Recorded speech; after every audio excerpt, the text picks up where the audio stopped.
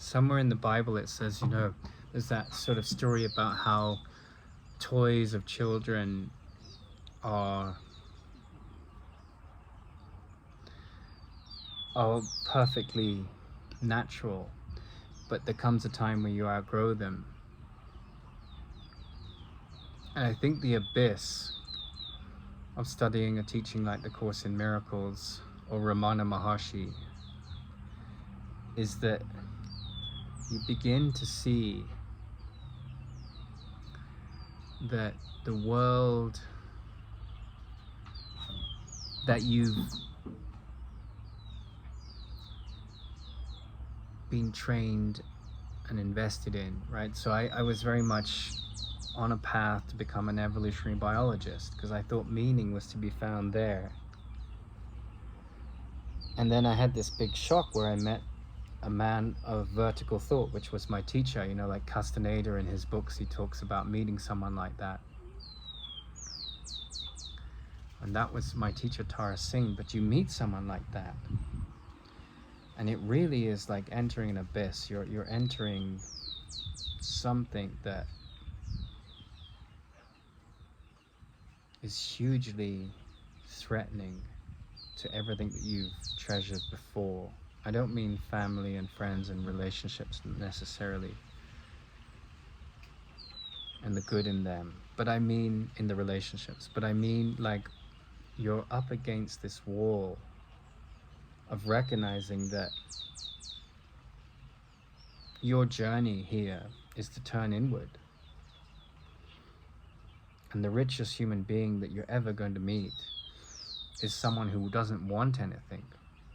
And the whole world wants something. And the body needs things. And so this journey into faith starts to come, like you have your needs that you have to meet, and you have to find ways to do that, and you have to trust that are the most, upstanding and moral ways to do it. But the challenge you face is that, you're going to have to look into the things that keep you bound to the worldly life. And I think that process is generally quite painful, because the journey inward often comes with a lot of boredom, and it often comes with a lot of resistance to seek out excitement outside and deny that passage inward. But with those moments of resistance where you're finding like the all-consuming happy dream that you're chasing, the seat of your meaning, and people attack that in different ways, and you feel threatened, or you sabotage it without understanding why, those kind of experiences can be very traumatic. And the ego loves trauma because it keeps its bottle on the genie of your escape from the dream, right? The genie that has the ticket to your freedom. But the genie is that part of the mind that doesn't fall for the traps, that anything's gone wrong in your story or anything's gone wrong in another story. And the genie stands up to those illusions and has a certain capacity to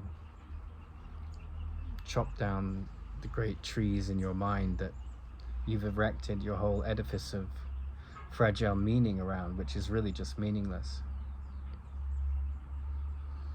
And so I think it's often the very, very difficult experiences in our life that are coded into living to bring about this gratitude, to see that our reactions are coming from a fearful place, so we can see it, drop it, and find a deeper contentment.